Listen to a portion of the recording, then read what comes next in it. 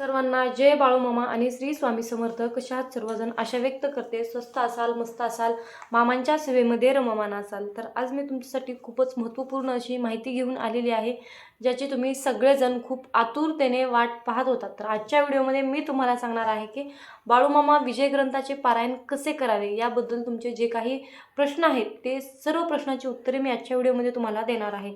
त्यासाठी video skip करू नका, शेवटपर्यंत पहा. आणि व्हिडिओ शेवटपर्यंत पाहून सुद्धा जर तुमच्या प्रश्नाचं उत्तर तुम्हाला मिळालं नसेल तर तुम्ही कमेंट करून मला विचारा.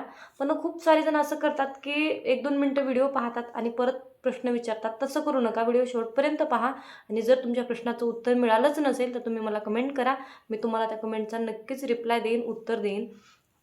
तर आजच्या व्हिडिओमध्ये मी तुम्हाला सांगणार आहे बाळूमामा विजय ग्रंथाचे हे पारायण कुठे करावे, कसे करावे, काय नियम पाळावे, काय खावे, काय खाऊ नये, पूजा मांडणी, त्या पारायणाचं सांगता कशी करावी, म्हणजे उद्यापन कसं करावं, पारायण हे कोणत्या वेळी करावं, किती अध्याय वाचावे, किती दिवसाचं पारायण करावं, पारायण काळामध्ये कुठले नियम पाळावे, हे जे काही तुमचे मला आजपर्यंत प्रश्न येत होते त्या सर्व प्रश्नाची उत्तर मी तुम्हाला आज देणार आहे. त्यासाठी व्हिडिओ शेवटपर्यंत पहा. तर हे आहे बाळूमामा विजय ग्रंथ. तर बघा, यामध्ये जी पारायणाची पद्धत सांगितलेली आहे ती मी तुम्हाला सगळ्यात अगोदर वाचून दाखवते आणि त्यानंतर मी तुम्हाला समजावून सांगते की कसं पारायण करायचं, काय नियम पाळायचे.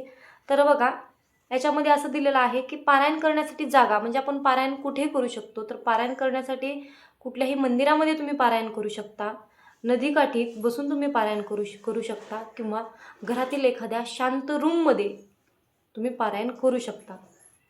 पारायण करण्यासाठी आपल्याला काय काय साहित्य लागणार आहे, तर पारायण करण्यासाठी आपल्याला उदबत्ती, एक फूल आणि मामांचा भंडारा. मग मामांचा भंडारा आमच्या घरामध्ये नसला तरी चालेल का? तर चालणार नाही. मामांचा फोटो आणि मामांचा भंडारा हा आपल्या घरामध्ये असणं अत्यावश्यक आहे. त्यानंतर आसन. आसन म्हणजे काय? ज्यावेळेस आपण पारायणाला बसतो त्यावेळेस आपल्या डोक्यावर हातरुमाल ओढणी पाहिजे, किंवा आपल्याला खाली बसायला आसन, म्हणजे खाली काहीतरी तुम्ही आतरूनच त्यावर बसायचं आहे. आता तुम्हाला आसनाचं महत्त्व, आसन म्हणजे काय आणि या आसनाचं महत्त्व मी थोडक्यामध्ये सांगते. आपण जी काही सेवा करतो तर त्या पूर्ण सेवेचं क्षालन त्या आपण बसलेल्या आसनामध्ये होतं. मग आसनसुद्धा आपलं असं पवित्र असायला पाहिजे. आसन आपलं एक स्वच्छ नवीन कपडा, एखादं टावेल असेल, एखादा पाट तुम्ही घ्या, घोंगडी घ्या, पण अशाच प्रकारचं आसन घ्यायचं आहे. जे वृद्ध आहेत त्यांनी खुर्चीवर बसून पारायण केलं तरी चालतात. ज्यांना कसल्या तरी प्रकारचा गुडघ्याचा आजार आहे, त्रास होतो, त्यांनी खुर्चीवर बसून पारायण करू शकता.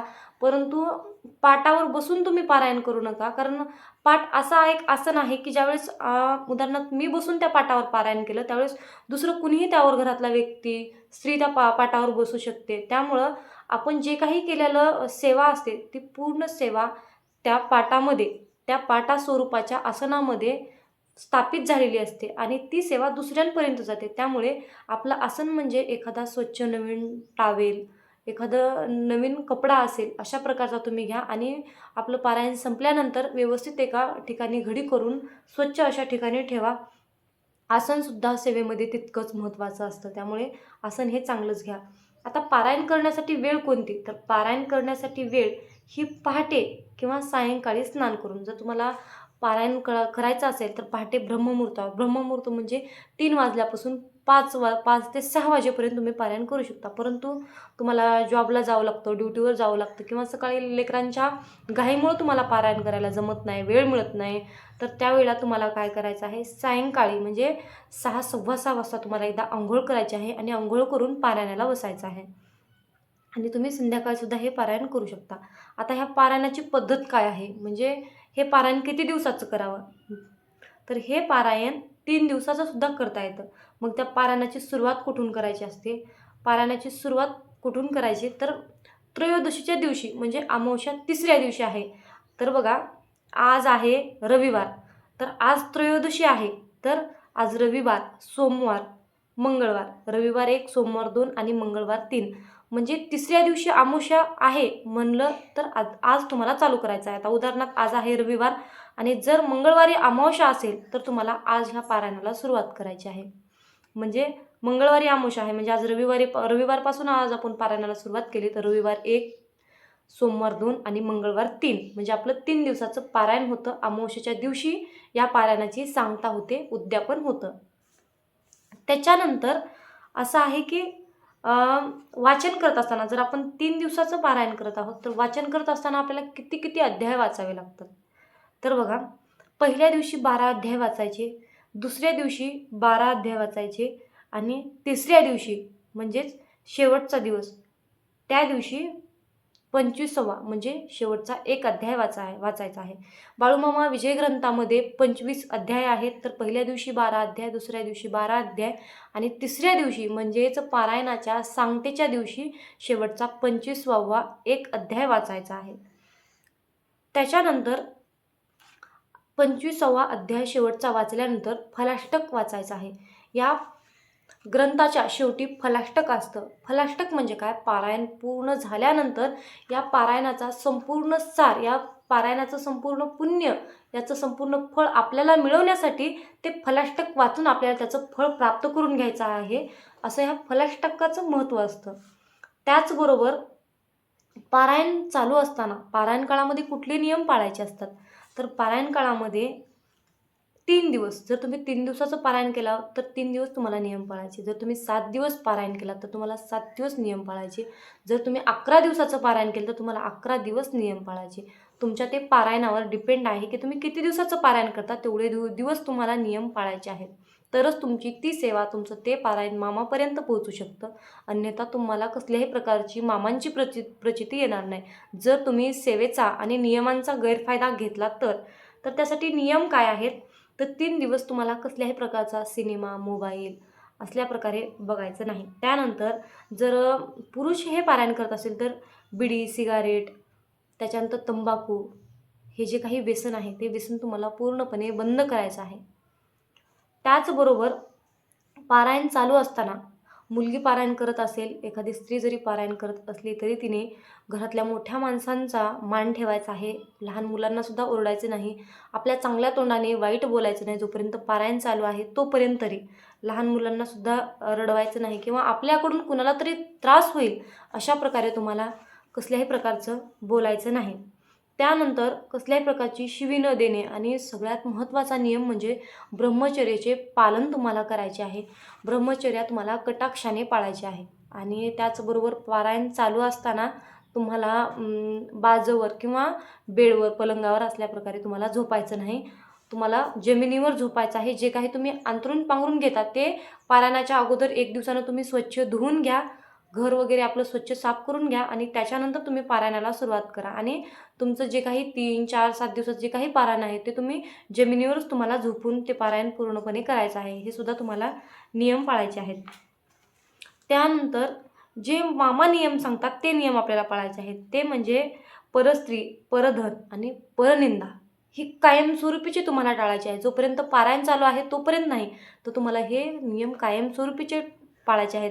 जे मामांचे भक्त असतात ते परस्त्री आणि परधन, परनिंदा ह्या जर तुम्ही टाळल्या आणि फक्त मामांना तुम्ही दररोज एक अगरबत्ती लावून दिवा जर लावला तरी तुमची सेवा मामांपर्यंत पोहोचते. परंतु तुम्ही रात्रंदिवस मामांचं नामस्मरण करता, जप करता आणि जर तुम्ही अशा निंदा करणे, वाईट वर्तन करणे किंवा आपली वासना खराब ठेवणे जर असं वागत असाल तर तुमची कसल्याही प्रकारची सेवा मामांपर्यंत पोहोचणार नाही. ही गोष्ट तुमच्या लक्षात आली असेल. त्यानंतर मामांच्या समाप्तीचा प्रसाद म्हणजेच आपलं जे विजयग्रंथ पारायण आहे या समाप्तीच्या दिवशी काय करायचं आहे? तर या समाप्तीच्या दिवशी तुम्हाला आपलं घर किंवा आपल्या घराला लागून असलेल्या 2 घरातील मंडळींना खडीसाखर द्यायची आहे. पारायणाची सांगता अशी काही आगळी वेगळी नाही किंवा खर्चिकसुद्धा नाही.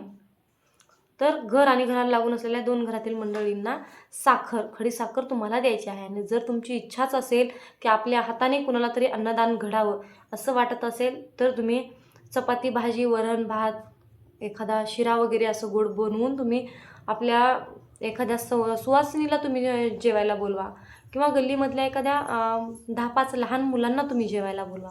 अशा प्रकारे तुम्ही सांगता करू शकता. आणि जे काही आपण सांगतेच्या दिवशी जो जेवायला बनवलेला आहे, चपाती, भात, शिरा जे काही तुम्ही बनवला तो नैवेद्य मामांना दाखवायचा आहे.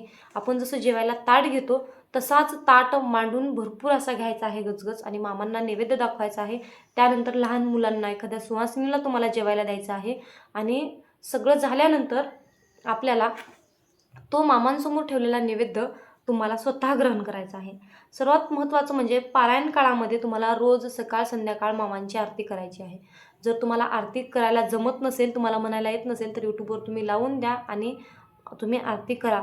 आणि जर तुम्हाला दररोजसुद्धा वेळ मिळत असेल, तर तुम्ही दररोजसुद्धा सकाळी संध्याकाळी मामांची आरती करू शकता. जर तुम्हाला रात्री वेळ मिळत असेल, सकाळी वेळ मिळत नसेल, तर तुम्ही सकाळी किंवा संध्याकाळी दोन्ही वेळातून एक वेळा का असेना तुम्ही मामांची आरती केला तर अतिशय उत्तमच आहे. पण तुम्ही हे जे काही मी नियम सांगितले हे तुम्हाला नियम पाळायचे आहेत.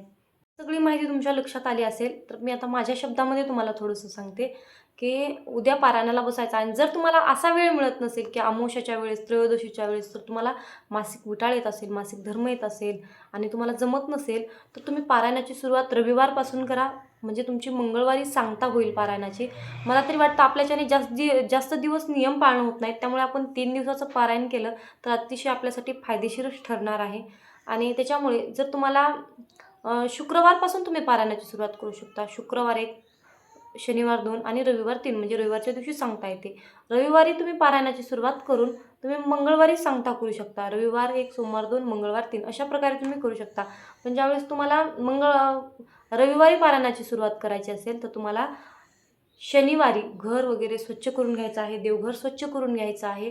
घरातली जे काही तुम्हाला आतरायला पांघरायला लागणार आहे ते तुम्हाला स्वच्छ धुवून घ्यायचं आहे. तुमच्यासाठी का असेना, तेवढंच का असेना स्वच्छ धुवून घ्यायचं आहे. आणि रविवारी सकाळी पहाटे उठून अंघोळ वगैरे आवरून देवपूजा करून देवांना नमस्कार करून एका चौरंगावर एक नवीन कपडा अंथरून एखादं लाल रंगाचं ब्लाऊज पीस अंथरून त्यावर मामांचा भंडारा फोटो ठेवून त्याची पंचोपचार पूजा करून या बाळूमामा विजय ग्रंथाचं तुम्हाला पारायण करायचं आहे. 3 दिवस 3 दिवससुद्धा पहाटे उठून तुम्हाला करायचं आहे. संध्याकाळीसुद्धा तुम्ही हे पारायण करू शकता, परंतु ब्रह्ममुहूर्तावर तुम्ही जेवढी काही सेवा कराल तेवढी तुमची फलदायी ठरते, फायदेशीर ठरत असते. कारण ब्रह्ममुहूर्तावर देव हे पहाटे भ्रमण करत असतात आणि ज्यांच्या घरामध्ये या सेवेचा आवाज येईल, जो कोणी सेवा करत असेल त्याच्यावर खरंच देवांचा प्रचंड आशीर्वादाचा वर्षाव होतो, असं शास्त्रामध्ये सुद्धा सांगितलेलं आहे.